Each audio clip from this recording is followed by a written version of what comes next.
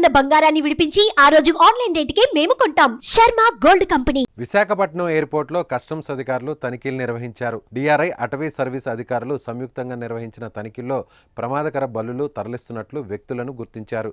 దీంతో 3 నీలిరంగు 4 బల్లులు అలాగే 3 విదేశీ బల్లులను అధికారులు స్వాధీనం చేసుకున్నారు. అనంతరం ఎయిర్పోర్ట్ పోలీసులకు అప్పగించారు. ఈ బల్లులను థాయిలాండ్ నుంచి అక్రమంగా భారత్కు తరలిస్తున్నట్లు అధికారులు గుర్తించారు.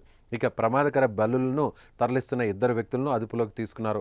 అయితే ఈ బల్లులను ఎవరికి పంపిస్తున్నారనే కోణాల్లో అధికారులు విచారణ చేస్తున్నారు. నిషేధిత వస్తువులు, జంతువులు తరలించడం నేరమని, ఈ బల్లులు అత్యంత ప్రమాదకరమైనవని, వీటి తరలింపు వెనక ఎవరున్నారో కఠినంగా శిక్షిస్తామని అధికారులు హెచ్చరించారు. రహస్య మార్గాల్లో అరుదైన వన్యప్రాణులను భారతదేశానికి తరలించేందుకు చేసే ప్రయత్నాలను అరికట్టేందుకు కట్టుదిట్టమైన చర్యలు తీసుకుంటున్నట్లు పేర్కొన్నారు.